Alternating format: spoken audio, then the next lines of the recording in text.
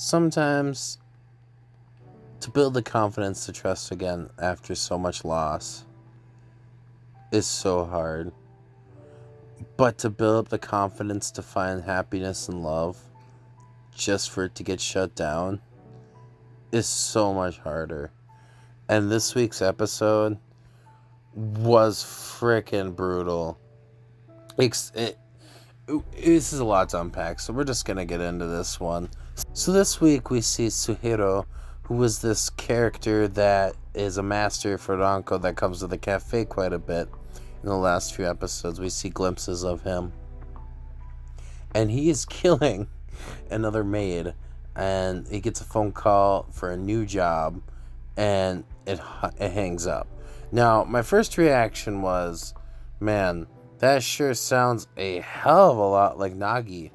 But we don't know yet. So we get to the intro. I love the intro. Love the intro song. Get to the scene. We're at the cafe. Ranko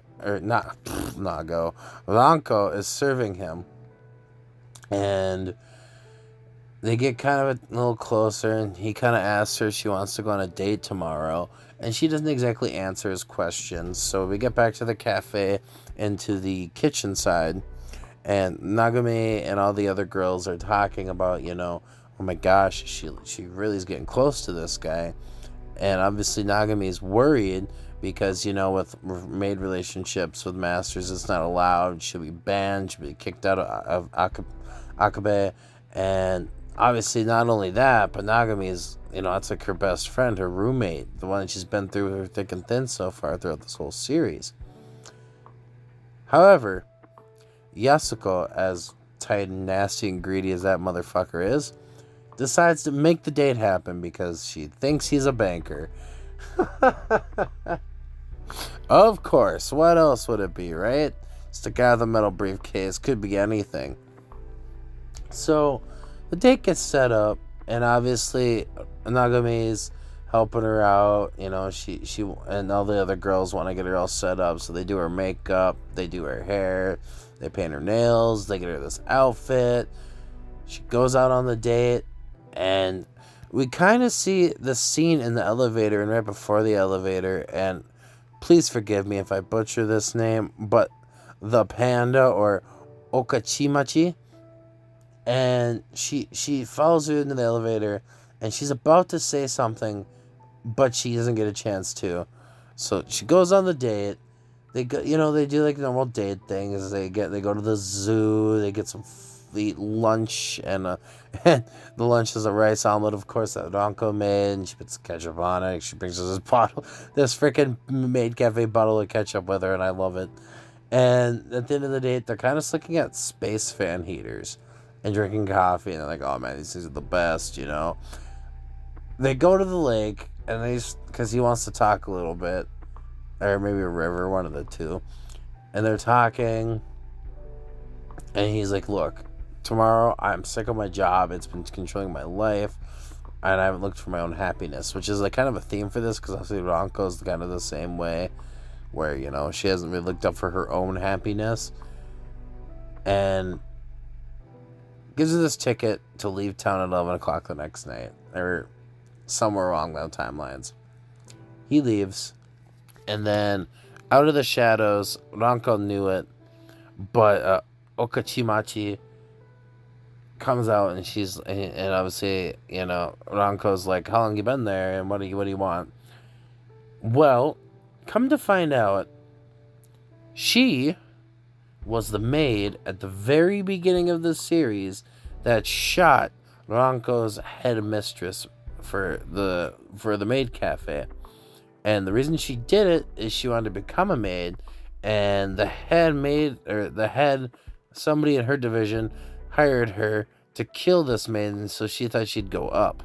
Well, turns out that wasn't the case whatsoever, and freaking Suhiro was hired as a hit to take her out right afterwards, but luckily she escaped with just, getting hit by a car, injuries, moves to Akiba, and puts on that panda suit and just like never takes it off for like years, right?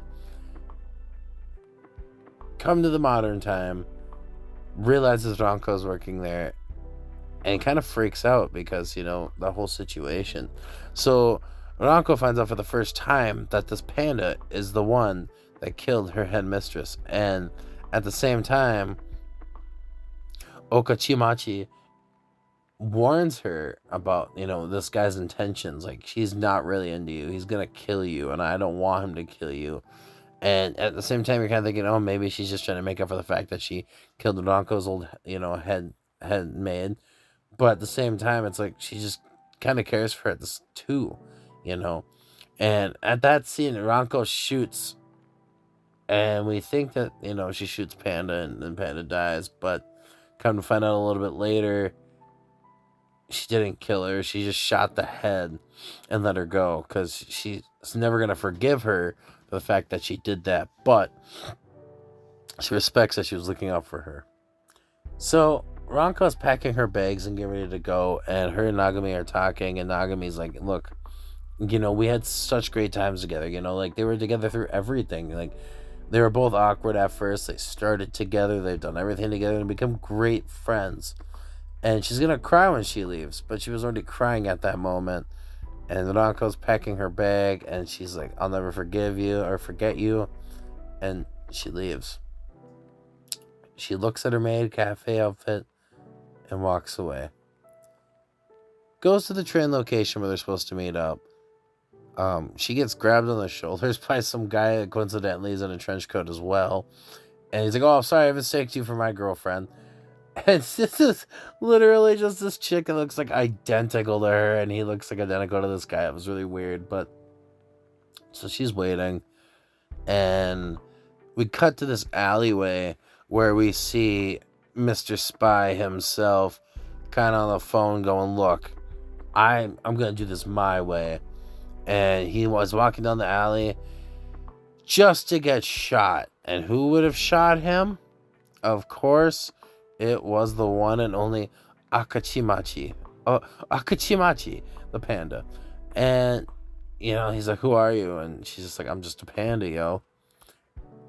Come to find out, he's like, let's, I need to talk to you about something real quick. Lights up a smoke. He's clearly bleeding out because she shot him in the heart.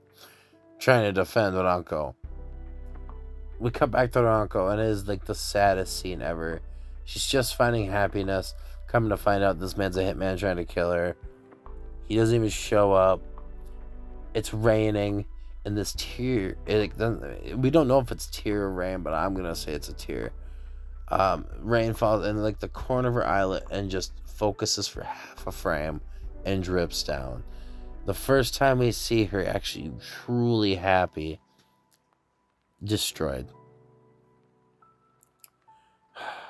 It was a really tough moment.